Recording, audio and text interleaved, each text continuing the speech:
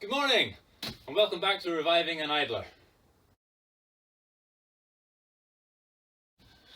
In this episode, we're going to be looking at installing the first of our laminated ribs. I know the laminations are not a particularly traditional way of doing things, and I would like to use the traditional methods as far as possible. However, the strength benefits of a laminated rib, particularly at the moment, where I'm looking to try and bear as much weight of the boat on the ribs and the planking itself, whilst I jack her up to drop the keel out. For more information on that, refer back to a previous video. But I will need as much strength as I can possibly get in the hull and the sides of the boat so I can drop the keel out of her and get access to that. So I'm leaning towards using laminates as much as possible, simply because of the additional strength that they're going to offer me there. I will be looking to try and put some steam ribs in the future, primarily because of the speed aspect. I can put them in far quicker than I can a laminate. They're cheaper to go in as well, and also it's a more traditional feel. Ideally, I want to try and do this as authentically as possible, using as few modern materials as possible within reason, and try and have that traditional, that magic, that sentimental feeling of an old wooden boat.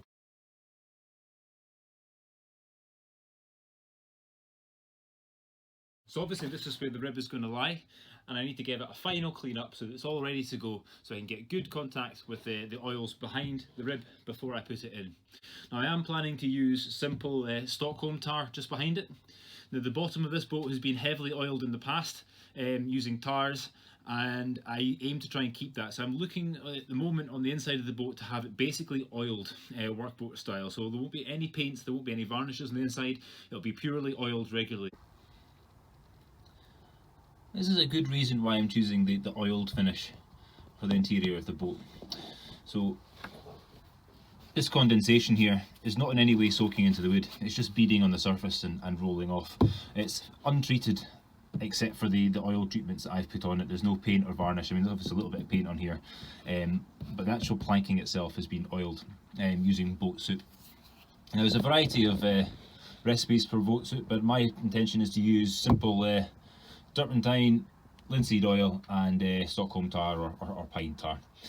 Keep it simple, and as long as I liberally apply it, I'm hoping that the planking itself will soak up some more, because it is fairly dried out, so hopefully it will take up quite a lot of oil, and that will help it retain some sort of moisture resistance and rot resistance in the future.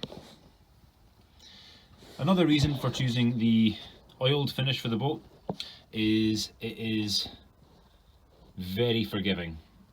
All you do is slap some oil on and it will look after itself. You don't have to worry about scuffs, scrapes, the sun too much. You can just throw it down there, it'll soak into the wood and do its job. As long as you're applying it regularly, it shouldn't give you any issues, and I like that approach. I like to keep things simple, and I don't like to have anything too fancy. I break things that are too fancy.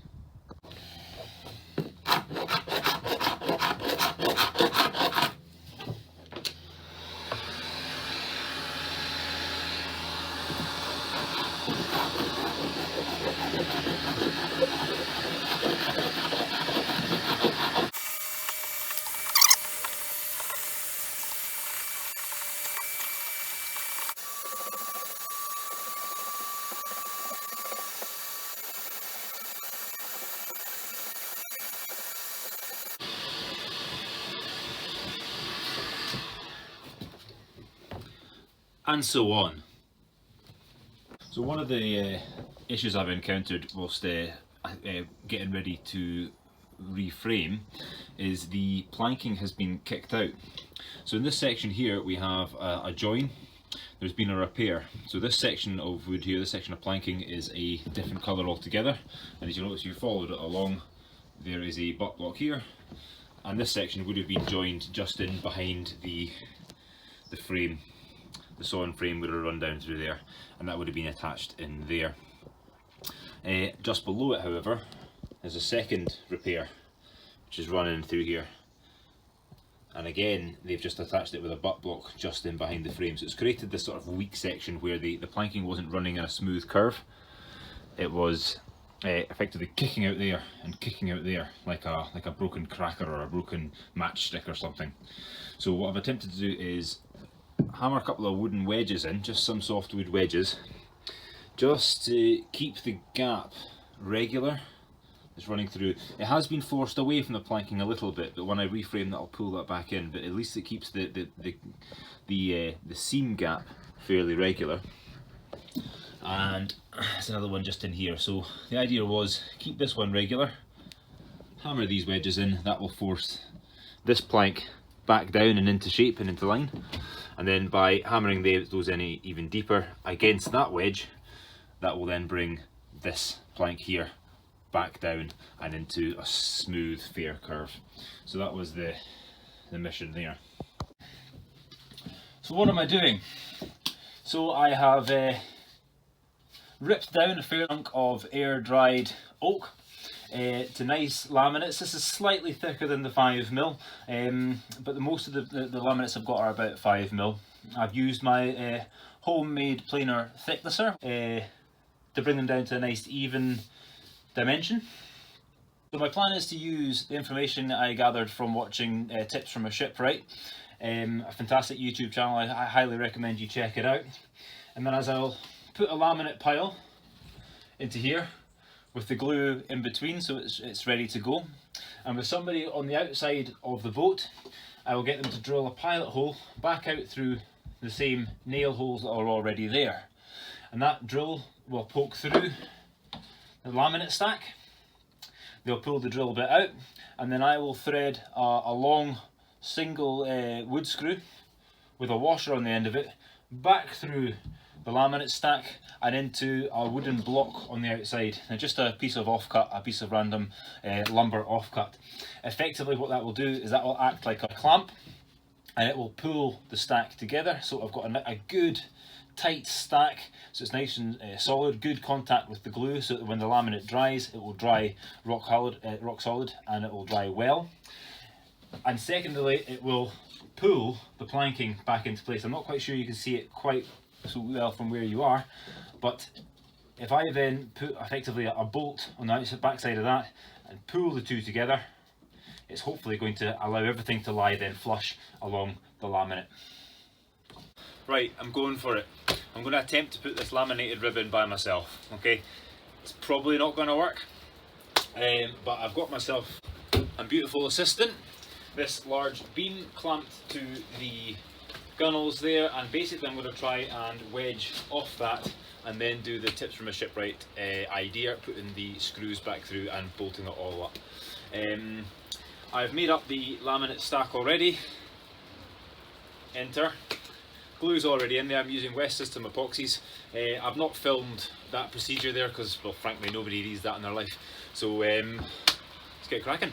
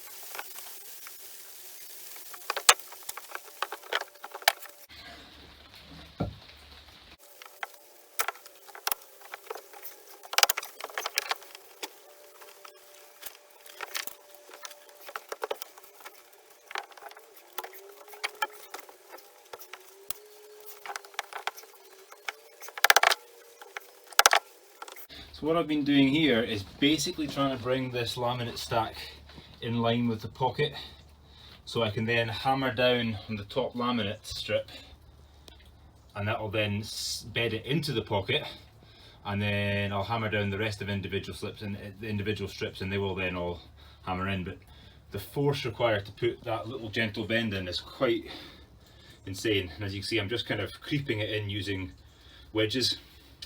So just walking the little block forward with the wedges in the hope that I can then get that top laminate just to sink down into the pocket. But as you can see, it's a wee bit away to be here. It seems to be hammering up the top one more than anything as well, but I'll keep trucking. Well, that's right up there with one of the worst things I've ever tried to do in my life.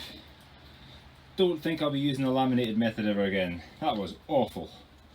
So obviously the laminate pile just slides like two buttery Teflon slabs sliding over buttery Teflon slabs. So it's really difficult to keep them in one place. Obviously it wants to resist the curve that you're putting into it. So actually trying to keep the toe end into the pocket is nearly impossible. It just does not want to go in there. And the more you flex, the top plank just works its way back up, so the top stack works its way back out and away from the point where it can catch the pocket. So it's very, very difficult actually. I think perhaps removing that bilge stringer there might improve the situation, so then you can actually get the proper curve in, put it deep into the pocket, and then bend it round into the shape once it's already in the pocket. But trying to get it to take the shape and then squeeze it into the pocket is really quite difficult. Anyway, I'm just away to go and start screwing these screws into it, but that's it in there, so excellent.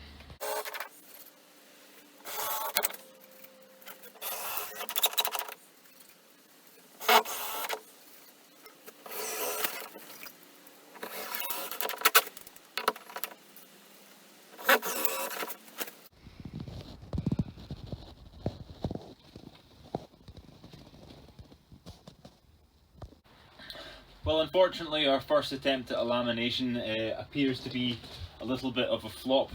Because I was doing it by myself, I've not managed to get the pressure all the way through the stack, so we have actually got a couple of small gaps opened up in between the laminations. So you can see the laminates just simply haven't stacked. There's been no back pressure going that way, so when the screw's gone through, it's simply pushed the stack away. And without having somebody on the other side to hold one of the blocks in place, like that, there's been nothing for the screw to pull against and nothing to force the stack back into itself. So laminating by myself, as expected, is a no-no. It slid around completely uncontrollably. There was no way I could get this exactly where it needed to be, and the big result of that is that the pocket that it's supposed to sit in the keel, the laminations are simply not touching the sides well. There's not good contact in there, so there's little pockets that can fill with water. Water gets in there, we get stagnant water, we get rot, and we get problems. Okay, we end up either rotting keel or rotting planking or something like that. I'm not sure if you could even make that out given the lighting levels, but there's a good hole on the other side of that pocket there. Not good enough. Unfortunately, this rib is going to have to come out. The other issue I'm going to have using laminates here is the time of the year. It is winter, it's Scotland, so the temperature is regularly fairly close to freezing. Epoxies simply don't like the cold. Okay, you try to use epoxies, try to mix them up and apply them in the cold weather. They take a long time to cure, and occasionally they may not cure properly either, or cure fully. This, for example, should cure. In fact, that's now 3 days now, and I can actually push my nail into it, so it's still soft. So as far as I'm concerned, this entire rib is a flop and it's going to have to come out. The one good thing it's done is that when I screwed in from the backside, it did pull the bottom plank in, so it did actually tighten up the planking very easily. There was almost no resistance to me manoeuvring the planks there, so that's great. So I've had a wee bit of a change of heart when it comes to how I'm planning on doing the ribs. As I've already mentioned, I was planning on using the laminates for their added strength characteristics. However, I'm now thinking of going back to the more traditional method of the steamed ribs. Now there's a couple of reasons for that. So firstly, access. Okay, the boat is completely opened up, so it's very, very easy to just poke a spaghetti-like bit of wood into here, nail it into place, job's a good one. Alright. I also would have issues with manpower. To do the laminate stacks, I need 2 people. There's no way I can do it by myself, okay, or at least if I was to do it by myself, it would be very, very difficult. And trying to secure somebody's time, it requires a little bit of planning. I can't just nip down and throw a rib in and then sort of come back a couple of days later and do the next one. I've got to kind of sort of set a day aside and say, right, mate, can you help me here? Alright, so that's proving a little bit troublesome, particularly at the moment with all the COVID restrictions as well, and then all the precautions that we ourselves would have to take, our PPE, etc. as well. So it adds an extra, it's a layer of hassle that is requires some forethought. Whereas with the steamed, I can do that by myself. Okay, I can steam a rib by myself, I can bring it into the boat by myself, and I can bend it into place by myself. Once it's bent, clamped up and cooled, I can then go back through, drill and screw it. And I can use the similar tips from a shipwright method to build a pilot hole, wood screw through with a wooden block to act as a clamp, and I can still do that with the steamed rib. And then once the planks are pulled back in, I can then just go around and nail them all up as well. So it's got an appeal for me in that sense. And lastly, it is solid wood. It's just real wood, so it's keeping that old wooden boat magic alive. It's how she is right now. It's trying to avoid using man-made materials again as much as possible, which does appeal to me. I know in certain respects it can be a bit silly, a bit foolhardy not to use modern materials because they've been developed for a good reason, but there's still an aesthetic and a magic to using natural materials as far as possible. I've not ruled out using laminates. They're still a very effective technique. They're very strong, like I've said already, and they have the advantage of being able to be implemented in one long piece. So I'm able to install one laminate all the way up here in the place of this sawn frame, so I do away with this join. I would also retain a lot of flexibility which the sawn frames don't necessarily have. And the reason that would be important to me is strength and flexibility. That's how the boat initially got into this state. She was damaged on beaching legs, so she was bouncing around with pressure from the top of the planking being transferred all the way down her sides. So if I can put one long, strong laminated frame in there, perhaps even another one running up through the middle of here that's actually going to take the beaching leg itself, I'm giving the boat added strength, but also allowing it to bend and move and bounce on that beaching leg a little bit, taking some of the strain off the rest of the planking and the framing. It's not something that I've decided upon yet, but it's still an idea, and it's something I'm thinking might be the way forward. Okay. If you guys know any better, you guys got any comments, please feel free to fire them into the comment section and let me know about it. I'm always keen to read about this kind of stuff. So the plan going forward, I'll keep this rib in place just now because it provides stability to the planking behind it. I'm going to cut this rib out and then I will replace that with a steamed rib. Now, I've manufactured up the stock already and it's soaking in water just now, so it gets nice and wet so that when I come to actually steam it, there's plenty of steam so we get things nice and hot and everything slips around and I'm able to take the curves nicely. So just going to be scraping off some of the paint with my trusty scraper and air gun, and then I'll be just drilling into the back of the putty plug, just behind that. I'm using a reamer just now because I don't have a Forstner bit of the right size that's still in the mail. So in the meantime, this will just, by backing into the back with this, it just allows me to clean up the edge of the hole so that when the nail comes back out and is hammered back through, it doesn't catch the edge of the grain and bust open the hole.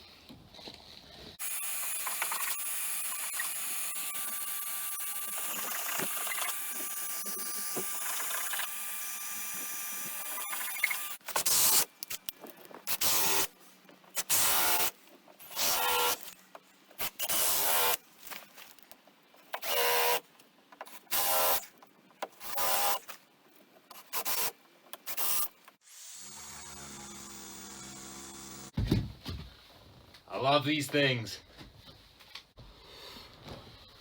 So the angle of attack is you put the blade in across the top and then you bend it round so that you're then cutting off the top of the rivet from the rest of the nail. And then what we'll do is then we'll just, once all the rivet heads are off, crowbar in behind and then just gently ease the plank away. We may have to cut a few into sections where it's already broken here, and it'll allow these sections to lift out rather than trying to lift the whole thing out as a winner.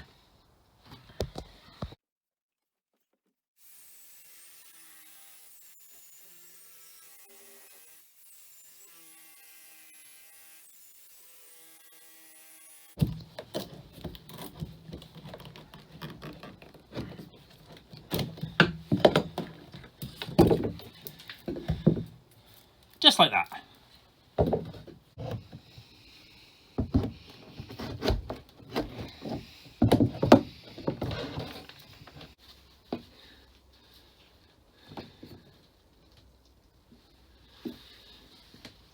Now the thing I find quite interesting about these steamed ribs is that's the pocket, that's where it fits into the bottom, and that's potentially been in the boat for around 70 odd years. It's not in any way soft, and there doesn't appear to be any paint, any compound, anything else apart from the oils, because I know this boat was heavily oiled on it. And if I'm totally honest, it doesn't even appear to be that perfect a cut either. It's not been plain smooth, that's been cut and put in rather than plain flat. You can tell that by the raised grain, the raised lip. It's not perfectly flush.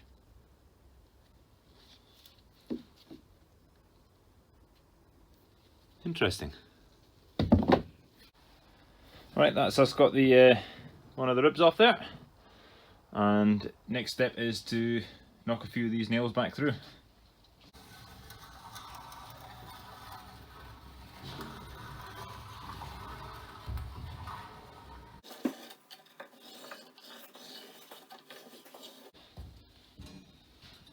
So what I'm doing here is simply marking out the rib widths for the steam bent ribs.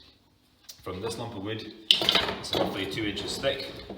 I need my rib stock to be about 1 inch thick, so I'm going to rip down the length of this, get 2 battens, and then I'm going to measure that down half an inch, rip down the middle, and that'll give me then, so I've got 2 ribs and then another 2 in here, so I'm going to have 4 ribs hopefully out of this piece.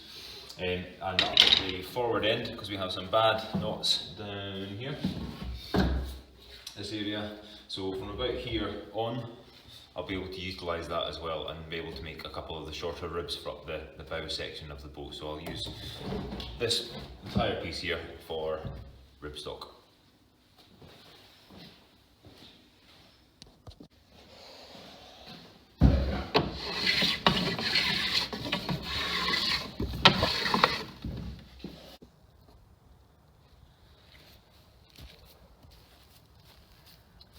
This is my steamer here. It's a PVC length drainage pipe. As with all good things, it's got 2 purposes. So its purpose right now is that of a water butt. So it's filled with water.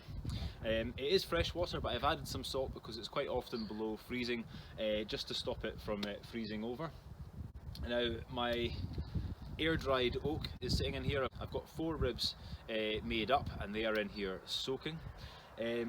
For steaming ribs, you want the moisture content to be fairly high, and the air dried stuff, although it probably isn't far away, it's not ideal. And to maximise the chances of getting a good bend out of the first attempt, I'm going to soak it for a little while just to make sure that there's plenty of moisture in there so everything can slip and slide and move around as best as possible. Well, we've had our first snow of the year.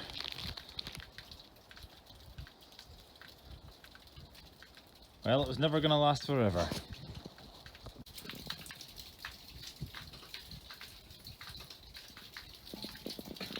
So my paper tarp has obviously collapsed, punctured, and it's now dripping all this melting snow into the boat, so I'm going to have to get this cleared away. So that's probably going to have curtailed my rib installing for a little while whilst I rebuild the tent.